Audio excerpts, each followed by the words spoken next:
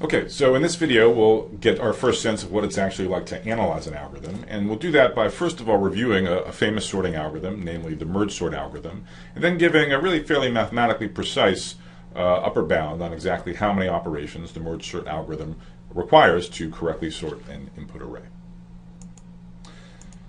So I feel like I should begin with a bit of an apology. Here we are in 2012, a very futuristic sounding date, and yet I'm beginning with a really quite ancient algorithm. So for example, merge sort was certainly known to John von Neumann all the way back in 1945. So what justification do I have for beginning a modern class in algorithms with such an old example? Well, there's a bunch of reasons. One I haven't even put down on the slide, which is like a number of the algorithms we'll see, merge sort is an oldie but a goodie. So it's over 60 or maybe even 70 years old, but it's still used all the time in practice. Okay, so this really is one of the methods of choice for sorting. It's the standard sorting algorithm in a number of programming libraries. So that's the first reason. But there's a number of others as well that I want to be explicit about. So first of all, throughout these online courses, we'll see a number of general algorithm design paradigms, ways of solving problems that cut across different application domains. And the first one we're going to focus on is called the divide and conquer algorithm design paradigm.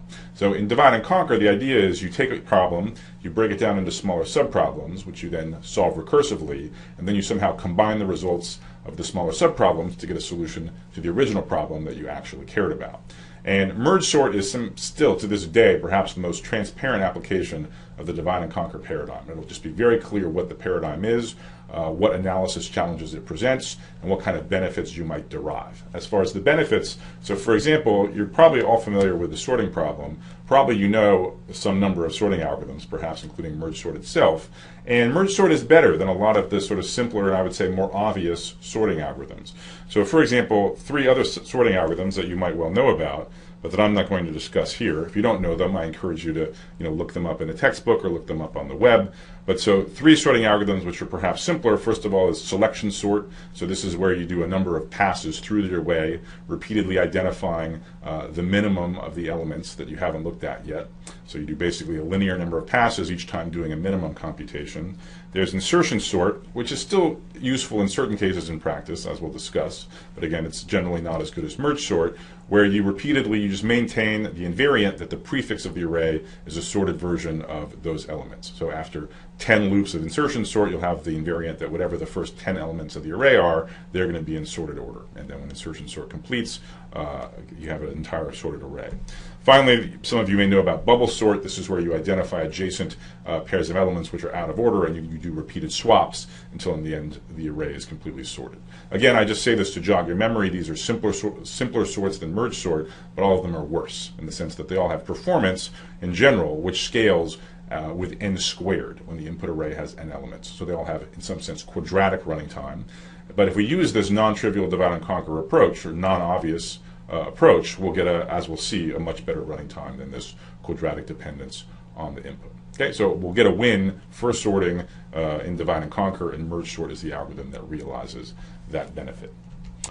So a second reason that I want to start out by talking about the merge sort algorithm is to help you calibrate your preparation. I think the discussion we're about to have will give you a good signal for whether your background's at about the right level of the audience that I'm thinking about for this course. So in particular, when I describe the merge sort algorithm, you'll notice that I'm not going to describe it in a level of detail that you could just translate it line by line into a working program in some programming language. My assumption, again, is that you're a solid enough programmer that you can take the high-level idea of the algorithm, how it works, and you're perfectly capable of turning that into a working program in whatever language you see fit. So hopefully, I don't, it may not be easy, the analysis of merge sort or the discussion of merge sort, but I hope that you find it at least relatively straightforward, because as the course moves on, we're going to be discussing algorithms and analyses which are a bit more complicated than the one we're about to do with merge sort. So in other words, I think this will be a good warm-up for what's to come. Now, another reason I want to discuss merge sort is that our analysis of it will naturally segue into discussion of how we analyze algorithms in this course and in general.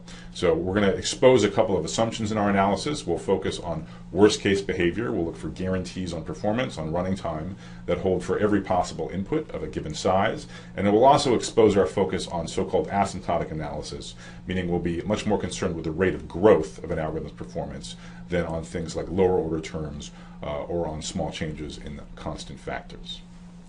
Finally, We'll do the analysis of merge sort using what's called a recursion tree method. So this is a way of counting up the total number of operations that are executed by an algorithm. And as we'll see a little bit later, this recursion tree method generalizes greatly, and it will allow us to analyze lots of different recursive algorithms, lots of different divide and conquer algorithms, including the integer multiplication algorithm that we discussed in an earlier segment. So those are the reasons to start out with merge sort. So what is the computational problem that merge sort is meant to solve? Well, presumably you all know about the sorting problem, but let me tell you a little bit about it anyways, just so that we're all on the same page. So we're given as input an array of n numbers in arbitrary order. And the goal, of course, is to produce an output array where the numbers are in sorted order, let's say from smallest to largest. Okay, so for example, we could consider the following input array, and then the goal would be to produce the following output array. Now, one quick comment. You'll notice that here in the input array, it had 8 elements, and all of them were distinct. It was the different integers between 1 and 8. Now, the sorting problem really isn't any harder if you have duplicates. In fact, it can even be easier.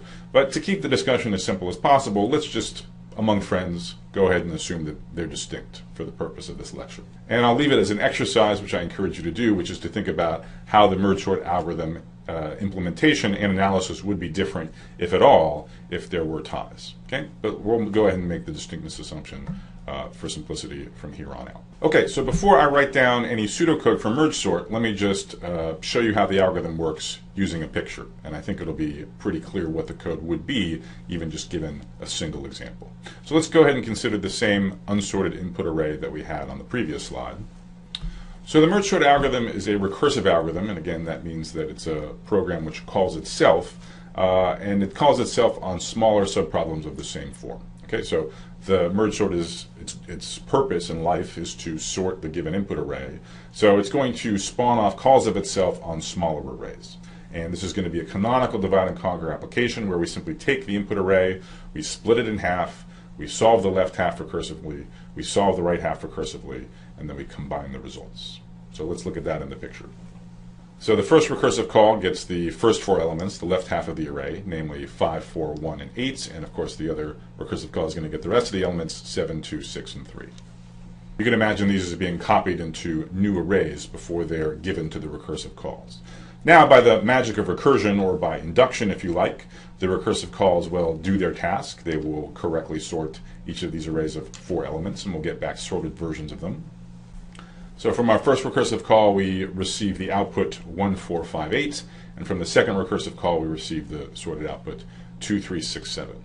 So now all that remains to complete merge sort is to take the 2 results of our recursive calls, these 2 sorted elements of length 4, and combine them to produce the final output, namely the sorted array of all 8 of the input numbers. And this is the step which is called the merge.